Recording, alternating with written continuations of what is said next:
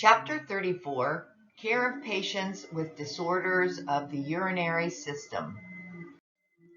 Cystitis is an inflammation of the urinary bladder. It is one of the most common urinary tract infections in women because the female urethra is shorter and the urinary meatus is exposed to contamination from the vagina and the anus.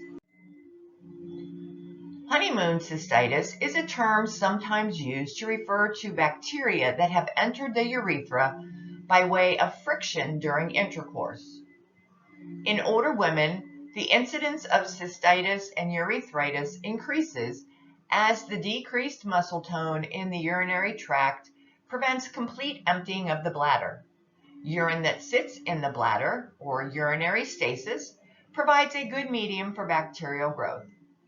Urinalysis and urine cultures are used for diagnostic measures. Confusion may be one of the first signs of cystitis or urinary tract infections in older adults. Specimens are collected for tests to identify the causative organisms. Urinalysis, urine culture and sensitivity, a smear and gram stain, or culture of the discharge. Specific antibiotics, Bactrim, are used to combat infection and are combined with urinary analgesics such as pyridium to relieve discomfort. As a nurse, we encourage the patient to drink large amounts of fluids, 8 to 12 8-ounce glasses of water preferably a day to flush the bladder and continue once the acute symptoms have subsided. Evidence-based practice indicates that cranberry-based products may inhibit bacterial adhesion to the bladder wall, and they have also been used to prevent or treat urinary tract infections. Vitamin C can help acidify the urine and decrease the frequency of cystitis. German chamomile is used topically for its anti-inflammatory and antibiotic properties to help soothe the inflamed genital area. The main symptoms of urethritis are burning, itching, frequency in voiding, and painful urination. There may be a discharge that becomes increasingly more purulent if gonorrhea is present. The urinary meatus is often swollen and inflamed.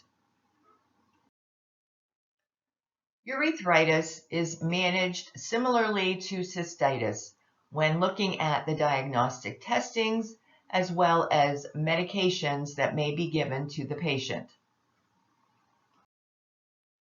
Acute pyelonephritis is an infection of the kidneys, and it is believed to occur when bacteria, like E. coli, from a bladder infection travel up the ureters to infect the kidneys.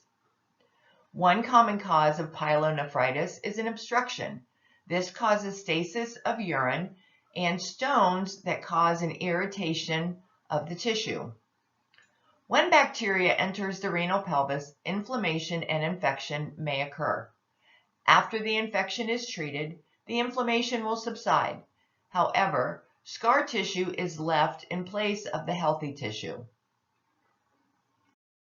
Diagnosis of pyelonephritis is based on the symptoms, physical assessment, urine culture, and sensitivity. Some special diagnostic tests, such as an X-ray of the kidneys, ureter, and bladder, an intravenous pyelogram, or a renal computed tomography, or CT, or an MRI may be used to help with diagnosis. Sulfonamides such as Bactrim or fluoroquins such as ciprofloxacin will also be started because they are effective against gram-positive and negative bacteria.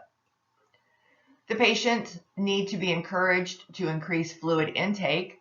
As a nurse, we will record intake and output, monitor the urine for changes, and keep the patient as comfortable as possible. Intravenous fluids may be given to flush the kidneys, especially if the patient has nausea and vomiting. The nurse must ensure that the patient receives the appropriate antibiotic and understands the side effects to report, and that the entire prescription should always be completed. Glomerulonephritis is primarily seen in children and young adults, and it affects males more frequently than females. It is most commonly occurs about 2 to 3 weeks after a group A beta hemolytic streptococcal infection, like strep throat or impetigo. However, it can occur in response to bacterial, viral, or parasitic infections elsewhere in the body. It is an immunologic problem caused by an antigen-antibody reaction. Antigen-antibody complexes are deposited in the glomerular basement membrane. This causes cell damage and altered permeability. Renal tissue will become scarred and the function will be impaired. Nephrotic syndrome may occur as a result of the same conditions that cause glomerulonephritis. The damaged membrane allows large particles like red blood cells and proteins, which normally would be retained in the bloodstream, to pass into the urine. A patient with acute glomerulonephritis usually becomes very ill suddenly with fever, chills, flank pain, widespread edema, puffiness around the eyes, visual disturbances, and marked hypertension. Diagnosis is based on physical findings and urinalysis results. The initial therapy includes IV methylprednisolone and cyclophosphamide. Management of symptoms may include a sodium-restricted diet if the patient has edema, and fluids may be limited if there is oliguria, which is a diminished urine secretion related to intake, or anuria, which is an absence of the urine. The nurse should perform a general physical assessment, include vital signs and a baseline weight, and observe for fluid retention or edema. Edema that is obvious from external signs may be present in the internal organs. Because of this, mental status must be checked frequently for indications of cerebral edema with increased intracranial pressure. Decreasing the work of the kidneys is a primary goal in treating acute glomerulonephritis. Absolute bed rest is ordered until clinical signs of hematuria, proteinuria, and hypertension are gone.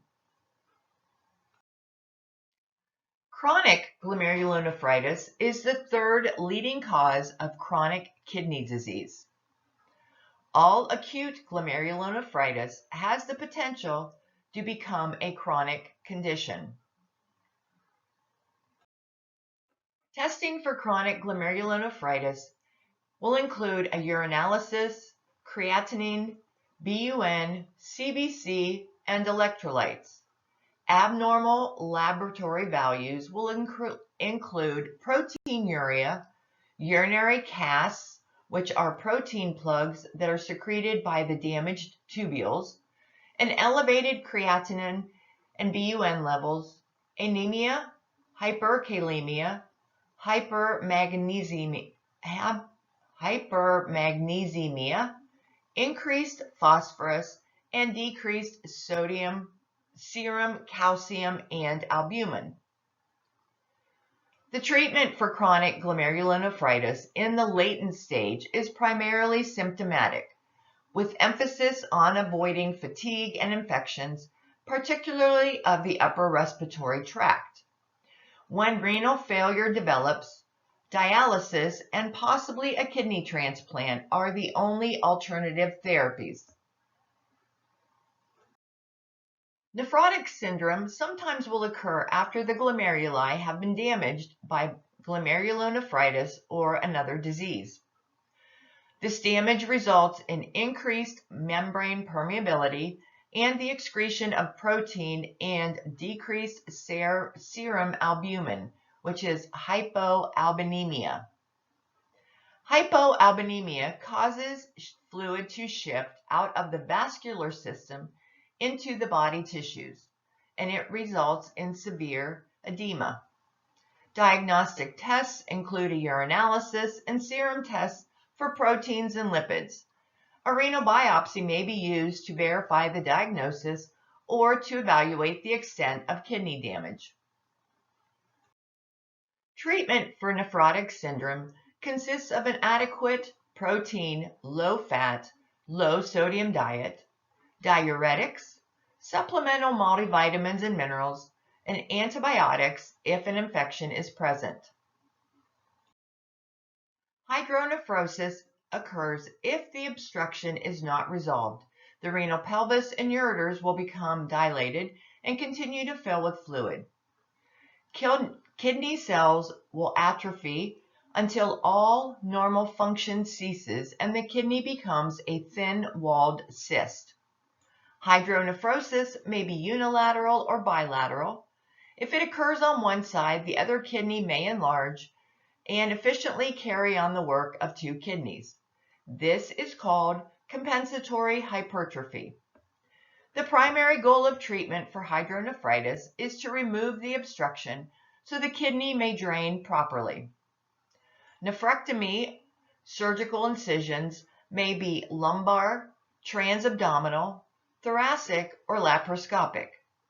When the patient returns from surgery, the nurse must carefully check for the location of the surgical wound and the presence of any drains or tubes that may have been inserted during the operation. Nursing interventions focus on promoting unimpeded urine flow by properly caring for any catheters or tubes. The renal artery can become blocked or narrowed, as in renal stenosis, because of atherosclerosis or scarring. This blockage can result in hypertension or chronic renal failure. The nurse should anticipate that the patient will be prescribed antihypertensives to control an elevated blood pressure. Balloon angioplasty or stent placement can improve blood flow to the kidney. As long as blood flow is inadequate, the kidney will continue to produce renin in an effort to increase blood flow to itself. The continuous activation of the renin-angiotensin-aldosterone system keeps the blood pressure elevated until the obstruction is resolved. A renal or kidney stone is a crystalline mass that forms in the urinary system, and depending on the size and location, it may obstruct the flow of urine. Stones can be as small as a grain of sand or large enough to fill the renal pelvis. This enlarged stone formation is called a renal staghorn calculus. The most common causative factors are bariatric surgery, short bowel syndrome, or other conditions that decrease oxalate absorption in the gut, an inadequate fluid intake which results in concentrated urine and an inadequate flushing of the urinary tract, the sluggish flow of urine as may be occurred with bed rest or immobility, and diabetes, obesity, gout, and hypertension. The most common type of stone is formed from calcium oxalate, and less often calcium phosphate. Other types of stones are composed of uric acid, magnesium ammonium phosphate, or cysteine. Calcium oxalate is the most common type of stone. This is often due to an increased intake of protein, sodium, and an inadequate fluid intake and prolonged immobility. Calcium phosphate stones are often due to an increased intake of protein and sodium, inadequate fluid intake, and primary hyperparathyroidism. Uric acid is due to an excess in dietary purine, like organ meats, gravy, red wine, and sardines. A struvite, which is more common in women, is often due to a urinary tract infections. Cystine stones are caused due to hereditary cystine crystal formation. A small percentage of patients with calcium stones have a tumor of the parathyroid. This gland produces a hormone that raises the level of serum calcium and therefore the level of calcium in the urine. Treatment of the parathyroid condition will remove the cause of the stones. Ideally, adults must have an output of 2,500 milliliters of urine every 24 hours to prevent stone formation. Preventing urinary infections and maintaining adequate drainage through tubes and catheters is also necessary. As the stone rolls along, sharp little spikes scrape the ureteral lining, causing excruciating pain and bleeding. Pain is typically felt in the flank over the affected kidney and ureter, and it radiates downward toward the genitalia and the inner thigh. Moving stones can get trapped along the ureter, causing obstruction of flow and swelling of the ureter. To facilitate the passing of stones that are small enough and in a suitable location, medical expulsive therapy is tried first with alpha blockers like Flomax. When the stone is not passed spontaneously, a cystoscopy or surgical intervention is necessary. Stones may be removed directly during ureteroscopy, and ureteral stents are placed if indicated. A percutaneous nephrolithotomy has largely replaced an open surgery for stone removal. Shockwave lithotripsy has not been effective. The shockwave lithotripsy is performed in an operating room where high energy sound waves are generated and focused on the stone, passing through a water-filled cushion and break the stone. If the stone is greater than 5 millimeters, the patient may also receive a ureteral stent, which is a soft, flexible silicone tube that is inserted through a cystoscope or a nephroscope during surgery. The stent runs the entire length of the ureter. One end is in the renal pelvis and the other end is in the bladder.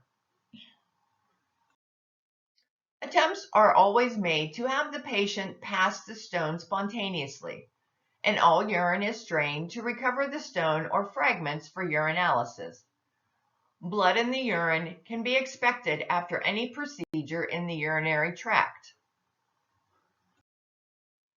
Ureteral injuries are most associated with penetrating trauma.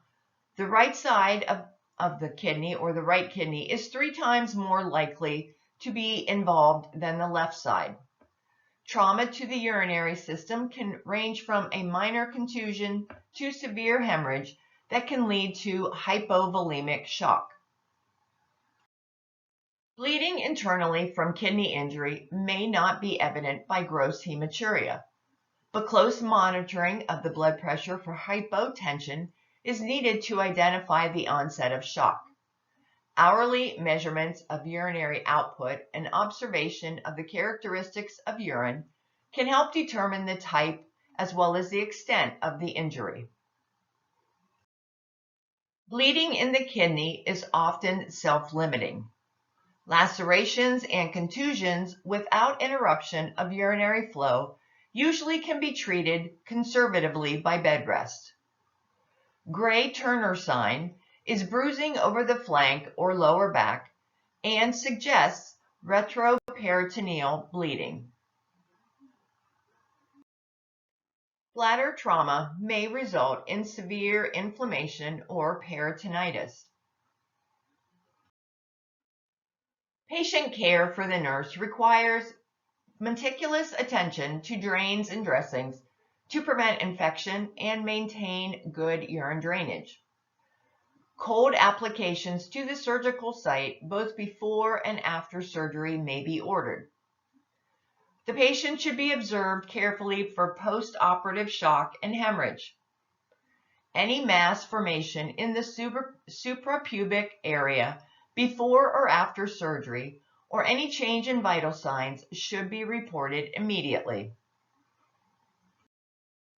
It is estimated that approximately 80,000 new cases of bladder cancer will be diagnosed in 2019.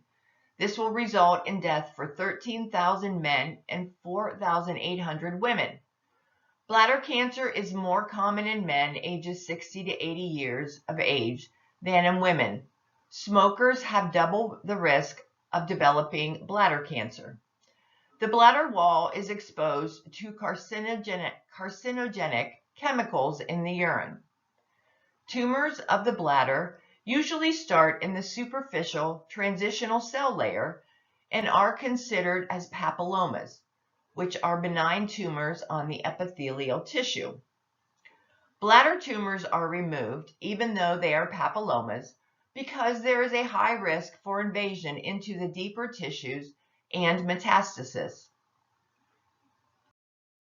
Urine cytology and tumor marker testing can often be helpful in the diagnosis and in the follow-up after treatment. Treatment for bladder cancer is surgery, either alone or in combination with chemotherapy or radiation. The type of surgical treatment depends on the clinical stage of the tumor. Every effort is made to preserve the bladder if the tumor is confined to the mucosa or the submucosa. Photodynamic therapy can be used for superficial tumors. In this therapy, a solution of light-sensitive molecules is injected intravenously.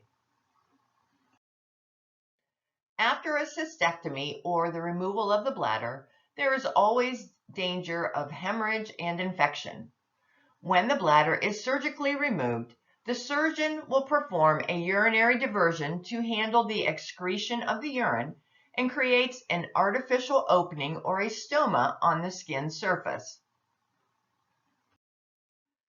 Urinary diversion can be accomplished in multiple ways, including by ileoconduit or ileal loop, a ureterosigmoidostomy or a sigmoid conduit, and ileo-reservoir like a Koch, Indiana, mains, or a Florida pouch. The differences among these procedures are the segment of bowel that is used to create the conduit or reservoir, and whether a valve mechanism has been added to achieve continence. Cutaneous ureterostomy, the surgeon will detach one or both ureters from the bladder and bring them to the surface of the body, usually in the region of the flank. The patient may have one or two stomas. If the patient has a cutaneous ureterostomy with two stomas, which would be one from each ureter, the continuous flow of urine from each stoma must be monitored and measured. Any urostomy bags or tubing leading from the ureterostomy should be kept open so that urine can flow freely. An ileoconduit is also known as a urinary ileostomy and ileal loop, or a Bricker procedure. In this, a portion of the ileum is used as a tube or conduit through which urine flows to the outside. A section of the ileum is removed and the remaining ileum is rejoined by anastomosis. One end of the ileal segment is sutured together and the other is brought out through the abdominal wall, creating a stoma. The ureters are then attached to the ileal conduit so that urine can flow through the conduit to the outside.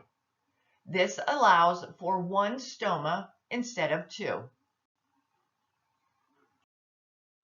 A sigmoid or colonic conduit uses the sigmoid colon as the insertion site for the ureters, and urine is expelled with stool. No external stoma is needed. Due to the potential for incontinence and other complications, currently this procedure is rarely performed. Either ileum or a terminal ileum combined with ascending colon is used for continent urinary diversion. These segments are detubularized, made into a spherical shape, and used as a reservoir. The spherical shape has an increased capacity and decreases the pressure inside by allowing the walls of the pouch to expand. This prevents problems such as high pressure reflux and eventual renal failure. A one-way valve mechanism is created at the external stoma, through which catheterization is performed intermittently throughout the day to empty the internal pouch. There is no external storage system necessary. The nurse needs to assess the amount and characteristics of the urine and mucus and record an accurate output of urine every hour for the first 24 hours and then every 4 to 8 hours.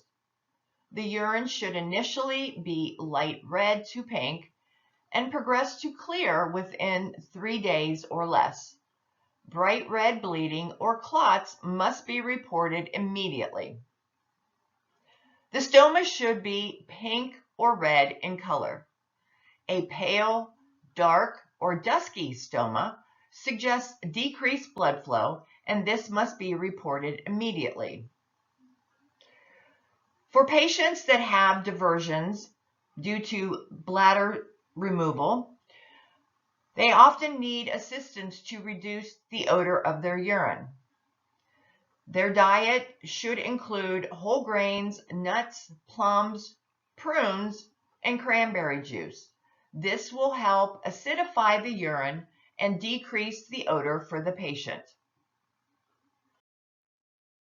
Cancer of the kidney is also known as renal cancer or renal cell carcinoma. This is relatively uncommon in people younger than 45 years old. Neoplasms of the kidney occur in men ages 50 to 70 years, twice as often as it is in females. The tumors usually begin growing in the proximal tubule. They can then become very large before symptoms occur. Sutent and Nexavar are drugs for advanced kidney cancer. These medications act to deprive the tumor cells of blood and nutrients.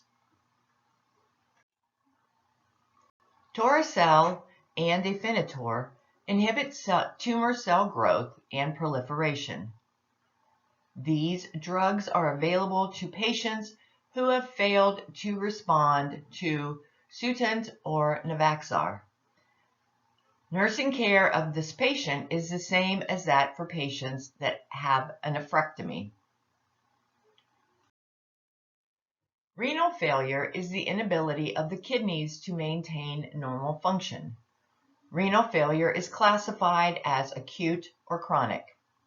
The final stage of chronic and irreversible renal failure is called end-stage renal disease. Acute renal failure or acute kidney injury occurs suddenly as a result of physical injury, usually secondary to hypoperfusion, infection, inflammation, or damage from toxic chemicals.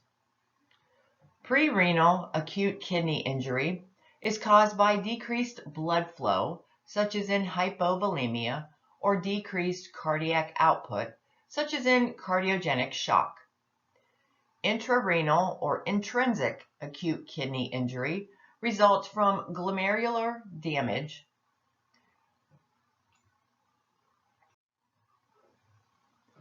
Post-renal or obstructive acute kidney injury is caused by obstruction in the ureters, bladder, or urethra. For example, an enlarged prostate. This will cause eventual backflow of urine into the kidney, which then leads to tissue damage. To help diagnose acute renal failure, signs and symptoms are observed. Changes in urinary output, fluid and electrolyte imbalances, acid-base imbalance, mental status changes, impaired wound healing, and susceptibility to infection. One diagnostic tool for acute renal failure is a renal biopsy. This may be obtained to assist in determining the cause or to evaluate the extent of the kidney damage. Symptomatic treatment for acute renal failure will include the correction of the fluid and electrolyte balance, management of anemia and hypertension, and cleansing the blood and tissues of waste products with either hemodialysis or peritoneal dialysis. Volume overload is treated with diuretics and fluid restriction. As a nurse, it is imperative that we monitor for signs of fluid imbalances. Urinary output should always be 30 milliliters per hour. We also will monitor the electrolytes, we'll do nutritional assessment, and we will ensure that the patient understands how to perform adequate hand hygiene. Oliguric or non-oliguric phase, the patient puts out either a great deal or very little urine. Oliguria is a urine output of 100 to 400 milliliters in 24 hours. This phase usually occurs immediately or within 1 week after an ischemic event and can last for an average of 10 to 14 days. However, it can go on for weeks to months, and prolonged oliguria will worsen the prognosis for the patient. BUN and creatinine levels will rise. When this occurs, there may be volume overload, which can precipitate heart failure, multiple electrolyte imbalances, metabolic acidosis, catabolism, which is a destructive breakdown of body tissue, and end-stage renal failure. At this time, dialysis is needed. Because of the overall decreased kidney function related to aging, an older patient may be experiencing oliguria even though urine volumes are as high as 600 to 700 milliliters per day. Non-oliguria hypertension is often caused by nephrotic agents. Urine output is greater, but the kidneys cannot eliminate waste products efficiently. BUN and creatinine levels will rise, and electrolyte imbalances will occur. Dialysis is needed less often or for shorter periods, and the prognosis is better than for oliguric failure. The diuretic phase only occurs if dialysis has not been started early and extracellular fluid volume has built up. In this phase, the kidney is unable to concentrate urine, and the output can be between 1,000 to 2,000 milliliters per day. With this increased output, there is a danger of dehydration, hyponatremia, and hypokalemia. Approximately 25% of deaths are related to acute renal failure during this phase. The recovery phase begins as the kidney function begins to normalize. The concentration of urine, urine output, and electrolyte balance begins to recover. There are 1 to 2 weeks of rapid improvement and then a period of slower recovery lasting between 3 to 12 months. About 1/3 of patients with acute renal failure are left with residual renal insufficiency, and about 5% of the patients must continue dialysis. Chronic renal failure is a progressive loss of kidney function that develops over many months or years. It is caused by destruction of the nephrons. Diabetic nephropathy, or kidney disease and dysfunction secondary to diabetes mellitus, is the most common cause of death in patients with diabetes mellitus. Nephrosclerosis results from hypertension and causes atherosclerosis disease of the small arteries in the kidneys. Azotemia is the accumulation of nitrogenous products which is signaled by an increase in BUN and serum creatinine. The patient may experience nausea and vomiting and changes in mental status and levels of consciousness. The kidney is not able to excrete potassium, therefore the nurse must be alert for high levels of serum potassium, which would be 5 to 7 milliequivalents per liter. This can adversely affect the heart, causing dysrhythmia and cardiac arrest. There are 3 stages of chronic renal failure. Stage 1, there is diminished renal reserve, but no accumulation of metabolic waste. The healthier kidney works harder, urine concentration is decreased, and polyuria and nocturia will occur. In stage 2, renal insufficiency is signaled by a rise in circulating metabolic waste. The BUN and serum creatinine levels will begin to rise. The glomerular filtration rate falls, and oliguria and edema will occur. Stage 3 is end-stage renal disease. Circulating metabolic wastes accumulate in the blood. Homeostasis may not be maintained. Electrolyte and fluid imbalances are serious, and dialysis or kidney transplant is necessary to maintain life. There are various systemic effects of uremia.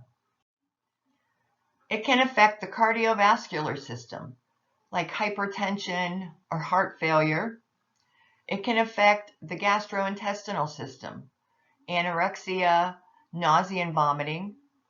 It can affect the endocrine or reproductive system, hyperparathyroidism or thyroid abnormalities. It can affect the hematologic system, like infection, anemia, or bleeding. In the neurologic system, fatigue, headache, encephalopathy may be seen. In the ocular system, hypertensive retinopathy may occur. The pulmonary system, there may be pulmonary edema or pneumonia. The integumentary system may show signs of pruritus, ecchymosis, or dry or scaly skin. The musculoskeletal system, there will be vascular and soft tissue calcifications. There may be osteomalacia.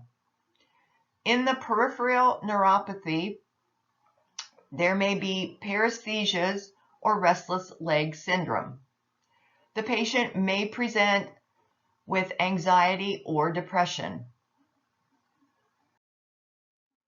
The most common causes of chronic renal failure are diabetes and hypertension. Uremia or uremic syndrome include the clinical signs and symptoms that affect the entire body during end-stage renal disease. Uremia signs generally appear when the BUN concentration passes 100 milligrams per deciliter.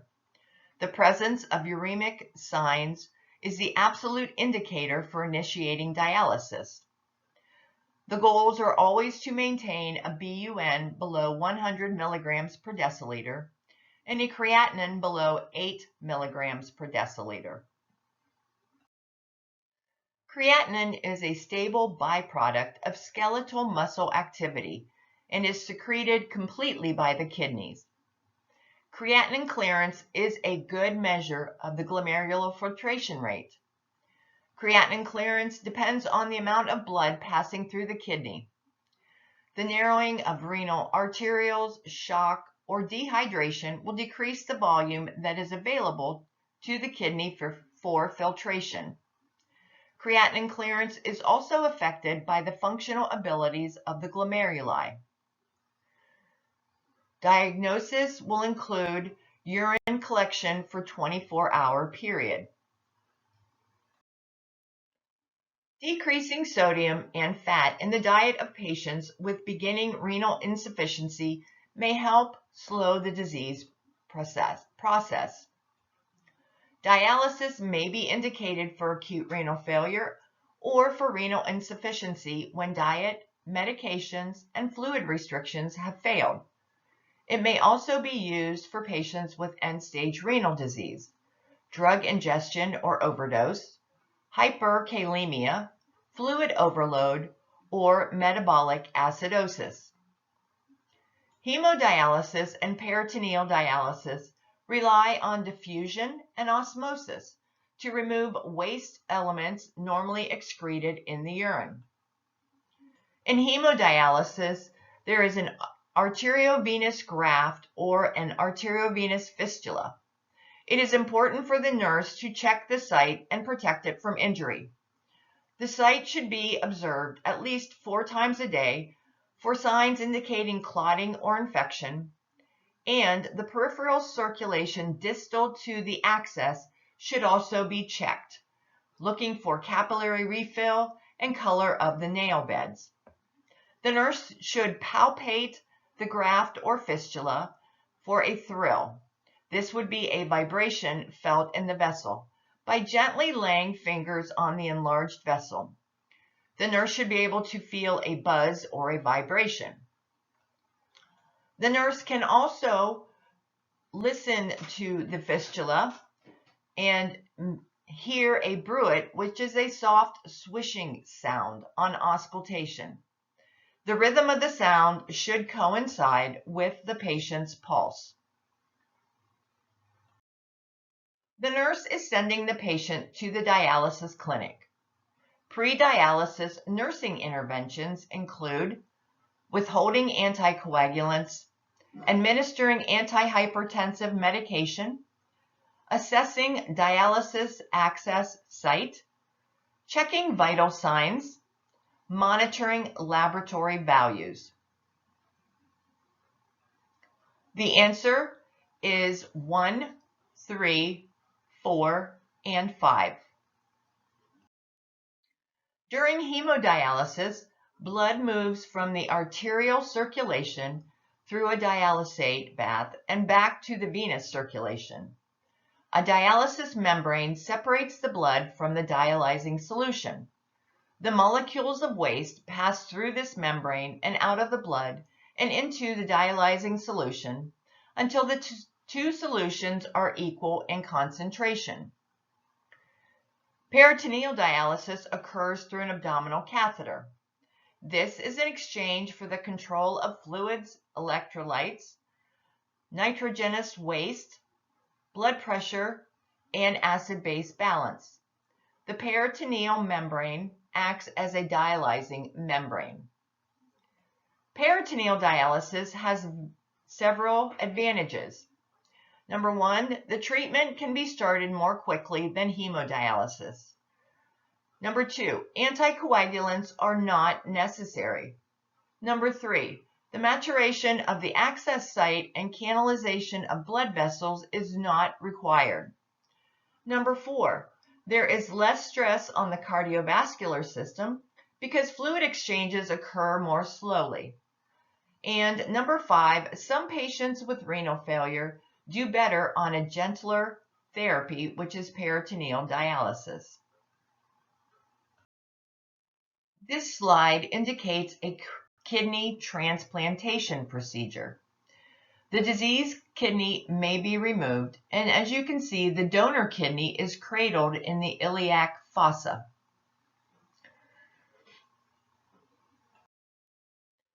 Nursing care of the patient undergoing peritoneal dialysis includes maintaining aseptic procedure when accessing peritoneal catheter, instilling warmed dialysate slowly, weighing the patient before and after dialysis, monitoring vital signs, and checking color and volume of effluent.